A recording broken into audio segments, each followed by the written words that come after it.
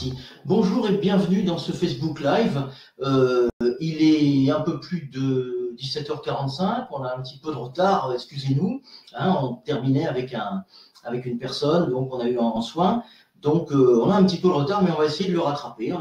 On a prévu avec Catherine plein de choses que l'on va vous dire. On va essayer de répondre à vos questions si vous en avez. Alors, vous savez que notre cabinet de thérapie douce qui est situé à Biganos, eh bien, depuis le début de l'année, on se consacre presque exclusivement aux enfants et on va faire des soins de thérapie douce pour les enfants.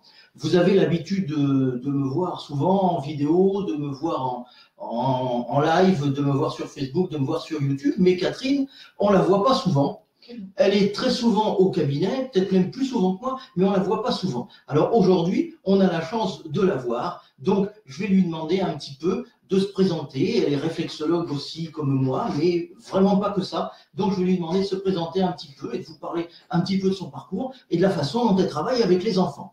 Je te laisse, Catherine, parler un petit peu. Alors, bonjour à tous. Effectivement, moi je suis réflexologue et avant d'être réflexologue, j'ai 30 ans de carrière avec les enfants, dont 10 avec les enfants handicapés. Je suis éducatrice de jeunes enfants, éducatrice montessorienne et j'étais formatrice également et membre du jury pour toutes les formations de la petite enfance. Donc, ce qui me donne un cursus intéressant effectivement pour travailler avec les enfants. Et ce qui n'est pas négligeable, je suis aussi maman et mamie, ce qui aide aussi à donner des petits conseils parfois aux parents qui sont un peu démunis. Voilà. Bon, alors, il faut souligner que en ce qui te concerne, au niveau des enfants qui viennent nous voir, tu vas beaucoup plus t'occuper des tout petits enfants, oui. Tu vas t'occuper aussi des femmes enceintes, puisqu'on a, nous, des thérapies, des programmes pour les femmes enceintes. Vous savez que les femmes enceintes, quand vous êtes enceinte, vous allez voir le médecin, il y a quelque chose qui ne va pas, à part vous donner du Doliprane, il ne va pas vous donner grand-chose. Donc, heureusement, en thérapie douce, on a des choses, notamment de l'hydromassage que l'on fait, on pourra vous en parler un peu plus dans une autre vidéo, un peu plus longuement, et aussi la réflexo qui est déconseillée jusqu'à 4 mois, mais qui après est vivement conseillée, puisque ça permet de rééquilibrer notamment tout ce qui est circuit hormonal qui est très sollicité quand on est enceinte, et ça permet de rééquilibrer aussi tout ce qui est ostéomusculaire, parce que quand on est enceinte, eh ben, le corps se transforme, il y a des poids qui sont différents de quand on l'est pas, et donc l'hydromassage et la réflexo, ça permet vraiment de rééquilibrer ça, et donc c'est très, très efficace. Alors, je rajouterais aussi que par rapport aux femmes enceintes, la possibilité étant également avant 4 mois, puisqu'on ne fait pas de réflexion avant 4 mois, c'est de faire du massage assis aussi, pour soulager les douleurs du dos qui sont quand même assez intenses pour certaines femmes au début de leur grossesse malgré tout. Donc, ce qui est un complément avec l'hydromassage. Voilà, donc on a des soins, on pourrait en parler pendant des heures, mais on a des soins pour les enfants, pour les bébés. Alors, on a dit à partir de 12 mois, mais on peut travailler bien avant, 6 mois, 4 mois, même un peu plus petit. Mais par contre, ce sont des techniques de réflexologie pédiatrique qui sont assez pointues. Donc, c'est Catherine qui s'en occupe à ce niveau-là. La semaine dernière, samedi dernier, je me suis occupée d'une petite puce qui avait 1 mois. Donc, il y avait des coliques. Et voilà, en quelques minutes, parce que chez un enfant, ça dure très peu de temps, les enfants sont très réceptifs. Et donc, je lui ai fait un petit soin de 7-8 minutes simplement pour atténuer les coliques. A priori, les résultats étaient là. Bon, les résultats étaient là. Alors, il faut savoir, comme disait Catherine, que les soins de thérapie douce, ça fonctionne encore mieux sur les enfants que sur les adultes, parce que les enfants sont très réceptifs. Ensuite, il ne faut pas travailler très longtemps avec des enfants. C'est pour ça que les séances de soins pour les enfants, elles durent 30 minutes. Après, quand on n'est plus un enfant, quand on devient un ado de 14-15 ans, on peut passer sur 1 heure, parce que on est quasiment un adulte, voilà, on est traité un peu comme un adulte, mais pour les enfants, on travaille toujours sur un format de séance d'1 demi-heure, parce qu'après, on ne peut pas faire énormément de choses. Pour les petits bébés, parfois on ne les met pas sur la table de massage, on les prend dans les bras, maman les prend dans les bras et on peut travailler comme ça. Voilà. Alors, dernière petite chose que je voulais vous dire, vous savez qu'on a fait des séances, une information sur des petites séances gratuites, des séances de thérapie gratuites pour découvrir un petit peu ce que l'on faisait.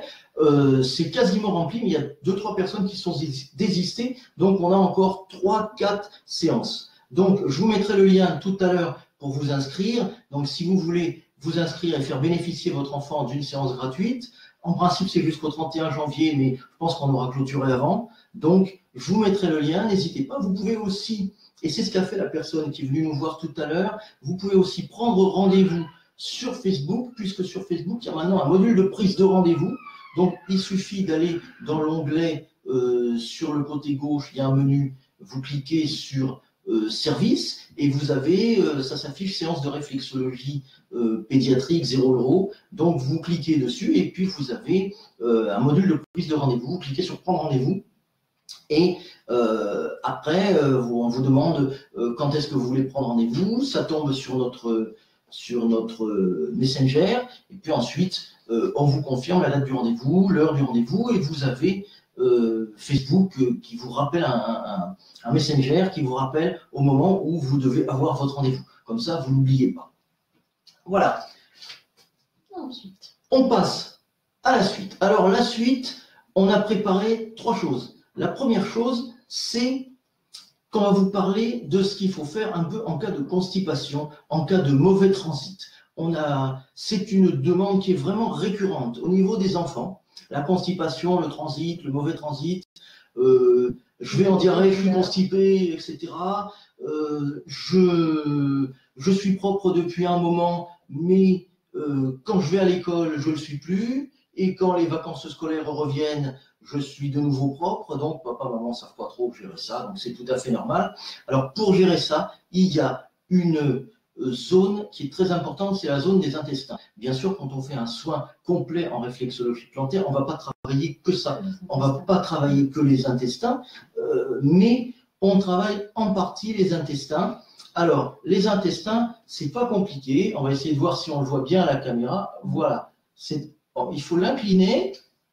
Ouais, pour que. Voilà, alors le voilà. Bon, les intestins, c'est situé ici. J'essaie de le voir à l'envers. Voilà, c'est situé ici, c'est-à-dire dans la zone qui est sous la plante des pieds, ici. Là, vous avez le talon. À partir du moment où la peau est moins cornue et plus fine, c'est cette zone-là, c'est la zone des intestins. Alors, je vous fais pas le détail, il y a une zone pour le côlon, il y a une zone pour le gros intestin, donc, et il y a une zone pour l'intestin grêle, mais la zone des intestins est ici. Alors, il faut la masser de temps en temps, il faut la masser régulièrement en cas de constipation. Alors, en cas de constipation, en cas de diarrhée, on a un protocole qui est inverse.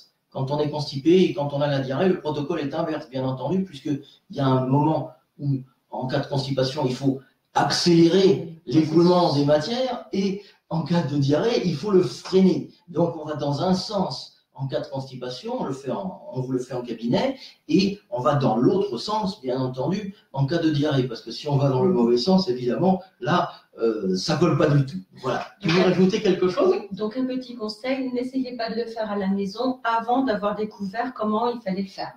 Pour éviter justement de faire le contraire. Ça, voilà. Donc ça, sinon, ça ne fera rire personne. Hein. Donc, voilà, il faut masser cette zone-là qui est la zone des intestins. Est-ce que il y a des questions? Là, je vois qu'apparemment les personnes ne posent pas de questions, mais est-ce qu'il y a des questions? De toute façon, les questions, s'il y en a, il faut savoir que cette vidéo, elle sera disponible ensuite en replay. Donc, s'il y a des questions, vous allez pouvoir les poser en commentant de nouveau le statut Facebook. Et nous, on se fera un plaisir d'y répondre directement, de répondre aux questions que vous aurez posées juste dans le fil d'actualité en commentant le statut. Voilà. Deuxième chose. Alors là, c'est toi qui vas intervenir. Oui. Parce que on a un truc, Catherine va vous montrer un truc qui est très utile quand un enfant est un petit peu énervé, un petit peu agité, pour le calmer directement. Alors, comment est-ce qu'on fait? Alors, c'est tout simple. Déjà, on prend le majeur et On va Alors, voilà, aller elle va me le au faire sur niveau- moi. Bon, j'ai une tête plus grosse en général, hein, mais au niveau de la fontanelle et on va appuyer jusqu'à ce que les pulsations s'harmonisent entre la fontanelle et le majeur. Voilà. Et généralement, lorsqu'on le fait sur l'enfant, il va se débattre parce qu'il va sentir qu'effectivement, il commence à lâcher prise. Et le but, c'est justement qu'il lâche prise, qu'il se laisse aller et qu'il se détende.